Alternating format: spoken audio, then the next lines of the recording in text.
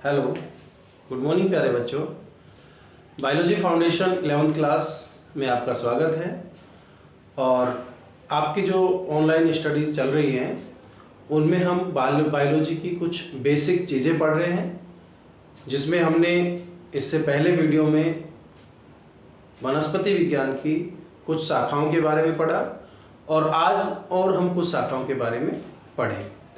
तो आज जो हमारा जो टॉपिक है वो है वनस्पति विज्ञान की शाखाएं। तो वनस्पति विज्ञान की जो शाखा हम पढ़ने वाले हैं वो आज है जैसे पुष्प विज्ञान या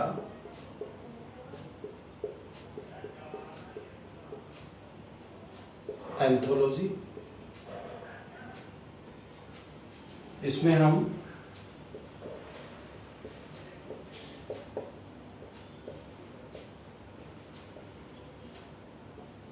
पुष्पों का अध्ययन करते हैं, यानी कि जो आवृतबीजी पौधे होते हैं उनमें जो पुष्प होते हैं मुख्य रूप से उनका अपन अध्ययन करते हैं। वैसे दूसरे अनावृतबीजी पौधों का भी अपन इसमें अध्ययन पढ़ लेते हैं।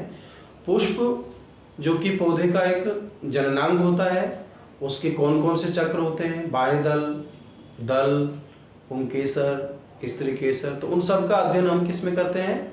पुष्प विज्ञान यानी कि एंथोलॉजी में। इसके बाद अगला है फल विज्ञान।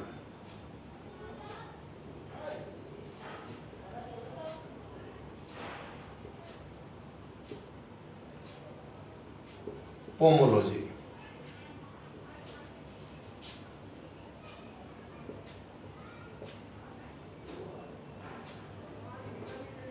फलों का अध्ययन।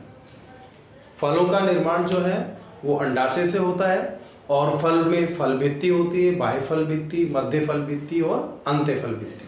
तो वैसे देखा जाए तो फलों में ज़्यादातर फलों में मध्य फल भित्ति यानी मेसोकार्प ही भोजन के रूप में खाई जाती है।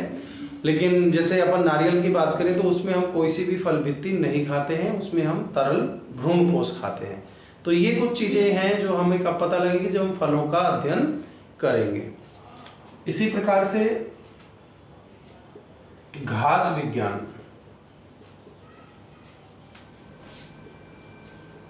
एग्रोस्टोलॉजी।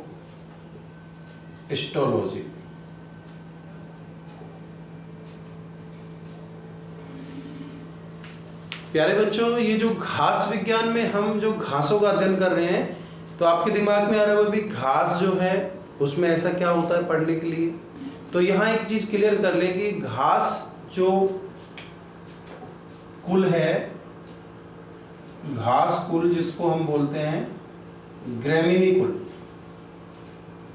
तो ग्रैमीनी कुल में जो पौधे आते हैं उनकी स्थिति कुछ विचित्र होती है। यानी कि घास जो है उसमें कुछ ऐसे पौधे भी आते हैं जिनको हम आज तक मान रहे थे कि वो घास है ही नहीं। जैसे हम बात करें गेहूं, तो गेहूं जो है वो घास कुल का पौधा है। पहले जंगली आवास में पाया जाता था, ये जंगली घास की तरह उगता था। फिर हमने मानव प्रबंधन में लाकर इसकी खेती शुरू कर दी, तो ये आज हम इसको एक खाद्यान्न के रूप में उगाते हैं, गेहूं, चावल। लेकिन इनका जो कुल है वो ग्रैमीनी कुल है, यानी ये भी घासों के अंतर्गत ही हम इनको पढ़ते हैं। ऐसे हम बात करें जो बांस है, तो बांस भी घास कुल का पौधा है, लेकिन इसकी लंबाई बहुत ज़्यादा बढ़ जाती है। और एक चीज़ और ख़ास देखने वाली जो है, जो हम इसमें पढ़ते हैं कि घास जो बांस है, तो बांस में के बारे में एक अंधविश्वास है कि जो बांस का पौधा जो व्यक्ति लगाता है उसकी मृत्यु के बाद ही ज़्यादातर इसमें पुष्प देखने को मिलते हैं। और आपने भी देखा होगा कहीं बांस में आपको पुष्प कहीं नज़र आए हैं, नहीं नज़र आए होंगे, क्योंकि बांस एक ऐसा पौधा है जिसमें उसके जीवन काल के 70 से 100 वर्ष के बीच में पुष्प आते हैं। अब अगर किसी व्यक्ति ने बांस का पौधा लगाया है तो उम्मीद यही है कि उसकी मृत्यु के बाद ही उसमें पुष्प आएंगे, क्योंकि उसका जीवन काल जो है वो इतना नहीं होता मनुष्य का। 60 से 100 वर्ष का होता है, तो 100 वर्ष तक तो बहुत बिरले ही पहुंच पाते हैं। और फिर जब वो व्यक्ति बांस का पौधा लगा रहा है तो उसकी उम्र भी 20-30 वर्ष तो होगी। तो इसलिए देखा गया है कि बांस के अंदर जो पुष्प है वो 70 से लेकर 100 वर्ष के बीच में आते हैं उसके जीवन काल में। तो इसलिए बांस का जो पौधा है वो घास कुल में है। एक पौधों में जो पुष्प आते हैं उस आधार पर हम पौधों को पॉलीकार्पिक और मोनोकार्पिक 2 कैटेगरी में बांटते हैं। मोनोकार्पिक वो होते हैं जिनमें जीवन काल में एक बार ही पुष्प आते हैं, जैसे गेहूं है, सरसों है, बांस है। तो इसका मतलब क्या हुआ, एक बार पुष्प आने के बाद वो पौधा नष्ट हो जाता है। गेहूं में देखते हैं अपन, पुष्प आते हैं, फल बन जाता है, पौधा सूख जाता है, नष्ट हो जाता है। लेकिन कुछ पौधे ऐसे होते हैं जिनमें 12 वर्ष के बाद पुष्प आते हैं एक बार, जैसे कि कर्नाटक तमिलनाडु की पहाड़ियों पर देखा जाता है कि 12 वर्षों के बाद एक बार पूरी पहाड़ी जो है वो नीले रंग की हो जाती है। तो नीला कुरेंजी नाम का जो पौधा है वो वहाँ पर मिलता है और 12 वर्ष में एक बार पुष्प देता है, जिससे पूरी पहाड़ी नीले रंग की हो जाती है। तो ये 2018 के आसपास ये देखा गया था। आने वाली 2030 में ये दृश्य देखने को मिलेगा। बहुत से पौधे होते हैं जो पॉलीकार्पिक होते हैं, जैसे आम है, शीशम है, नीम है, हर वर्ष उनमें पुष्प आते हैं। तो पुष्पों का अध्ययन करने से हमको ये चीज़ें पता लगती है। पुष्पों का अध्ययन जो है वो क्या कहलाता है, एंथोलॉजी। लेकिन हम घासों की बात कर रहे हैं तो यहाँ पर एक चीज़ और आपको बता देनी चाहिए कि एक पौधा है जिसका नाम है कांग्रेस घास। हाँ, देखने में थोड़ा नाम आपको लग रहा है, इसको गाजर घास भी बोलते हैं। इसका वैज्ञानिक नाम होता है पार्थेनियम। क्या होता है, पार्थेनियम। तो ये जो पार्थेनियम है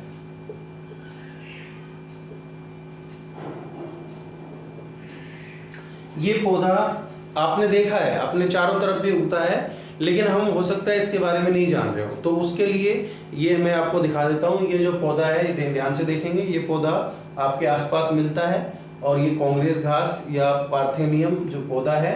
और इस पौधे की एक खासियत होती है कि इस पौधे के परागकण मानव शरीर में, हमारे शरीर में एलर्जी उत्पन्न करते हैं। इसलिए ये पौधा अगर आपके आसपास है तो इससे दूर रहें, बच के रहें, क्योंकि इसके परागकण एलर्जी उत्पन्न करते हैं। तो ये हमने कैसे जाना, जब हमने घासों का अध्ययन किया तो हमें पता लगा पार्थेनियम जो है वो पौधा जो है उससे क्या होता है, उसके परागकणों से एलर्जी होती है।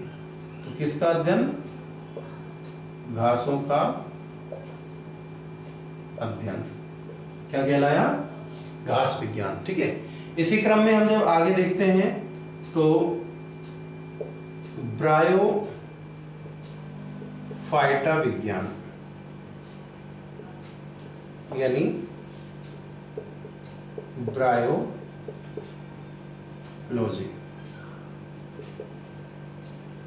पौधे जो होते हैं, पौधे तो उनका एक क्रम होता है। सबसे निचले स्तर पर शैवालों को पढ़ते हैं अपन। उससे पहले भी अगर अपन देखें तो नील हरित शैवाल जो है, जो ब्लू ग्रीन एल्गी, वो सबसे सिंपल तरह के पौधे माने गए हैं। उसके बाद शैवाल जो दूसरे हैं, फिर ब्रायोफाइटा है, फिर टेरिडोफाइटा है, फिर जिम्नोस्पर्म है, फिर एंजियोस्पर्म है। तो ये पौधों का क्रम है। तो ब्रायोफाइट्स पौधे जो होते हैं, ब्रायोफाइट्स, उनका अगर अपन अध्ययन करते हैं तो वनस्पति विज्ञान की उस शाखा को बोलते हैं ब्रायोलॉजी। ठीक है, ब्रायोलॉजी यानी ब्रायोफाइट्स का अध्ययन। ऐसे ही टेरिडोफाइटा विज्ञान यानी टेरिडोलॉजी। तो इसमें किसका अध्ययन करते हैं,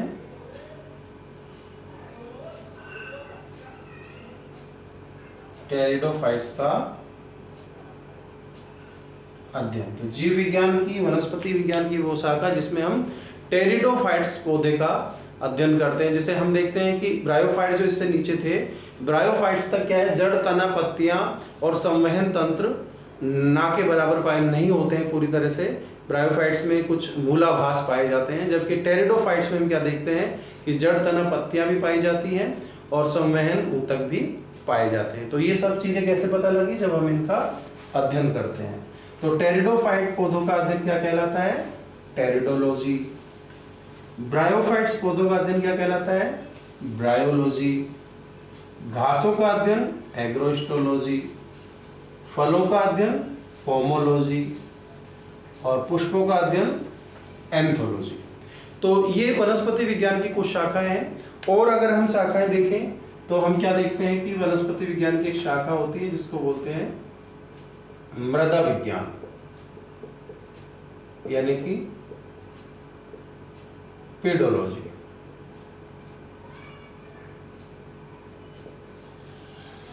इसमें हम मृदा के संगठन का अध्ययन करते हैं।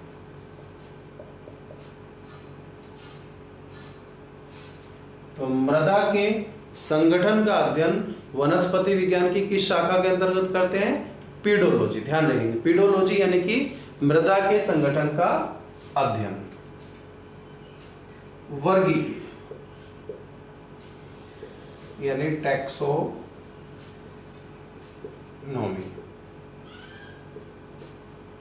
इसको अभी मॉडर्न उसमें सिस्टेमैटिक्स के नाम से भी जानने लग गए हैं। इसमें क्या करते हैं हम, किसी पौधे की पहचान, उसको पहचानना, उसका नामकरण करना और उसका वर्गीकरण करना, इन सारी चीजों का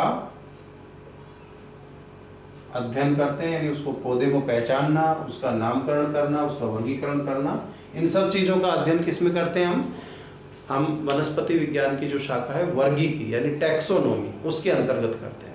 सबसे पहले जो कैरोलस लिनियस ने द्विनाम पद्धति दी थी नामकरण की, जिसमें बताया गया है कि 2 पदों में या 2 चरणों में जीवों का वैज्ञानिक नाम होता है। जैसे अगर अपन सरसों की बात करें तो ब्रेसिका कैम्पेस्ट्रिस उसका वैज्ञानिक नाम हो जाता है, वानस्पतिक नाम। तो ये सारी चीजें हम किसमें पढ़ते हैं, टैक्सोनॉमी यानी कि वर्गीकीय में। ठीक है, इसी तरह से अगली जो शाखा है वो है पारिस्थितिकी।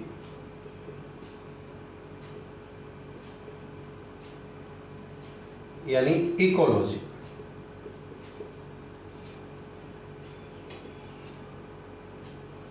इकोलॉजी में क्या होता है कि जो पौधे हैं,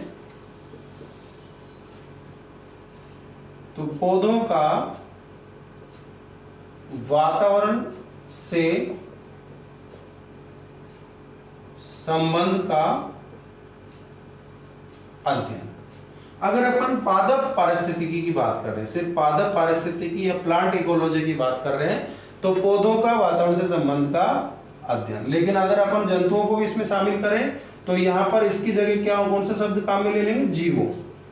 यानी जीवों का वातावरण से संबंधों का अध्ययन। यानी जीव जो है इस वातावरण में रह रहे हैं, तो उनका वातावरण से, यानी कि वातावरण के जो अजैविक घटक हैं, जैसे प्रकाश है, तापमान है, पानी है, ठीक है, मृदा है, तो इन सब से जीवों का क्या संबंध है, आपस में जो आदान प्रदान है, उसका अध्ययन कहलाता है इकोलॉजी यानी कि पारिस्थितिकी। तो ये भी वनस्पति विज्ञान की एक शाखा है। इसमें आगे अपन देखें तो डेंड्रोलॉजी। डेंड्रोलॉजी में हम वृक्ष व झाड़ियों का अध्ययन करते हैं। इसका अध्ययन करते हैं, वृक्षों का और झाड़ियों का अध्ययन वनस्पति विज्ञान की किस शाखा के अंतर्गत करते हैं, डेंड्रोलॉजी। ध्यान रखेंगे। इसी से मिलता जुलता एक वर्ड और है, वृक्ष कालानुक्रमण यानी कि डेंड्रो क्रोनोलॉजी।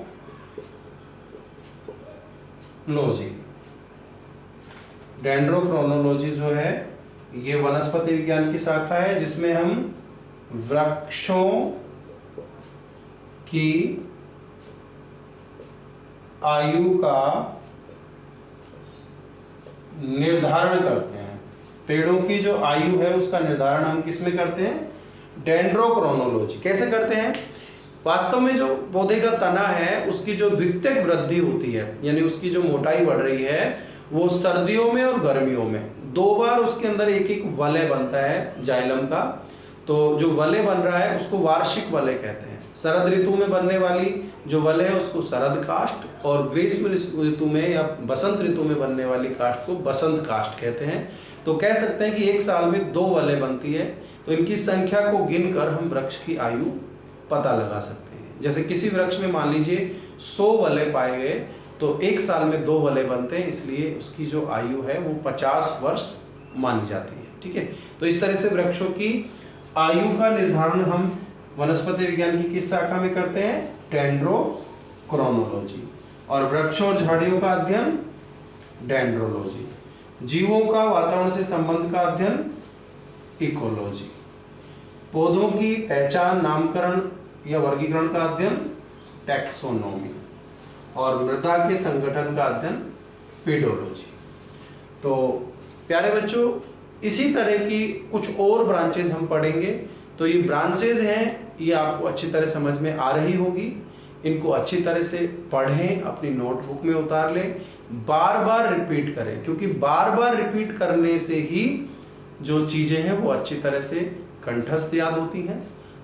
आप अपना प्रयास करते रहिए, आपका पूरा सहयोग होगा, आपको अच्छी से अच्छी पढ़ाई मिलेगी। इस बात की मैं आपको एक गारंटी दे सकता हूं कि आप जो है बायोलॉजी में आपको कोई भी समस्या नहीं आने दी जाएगी।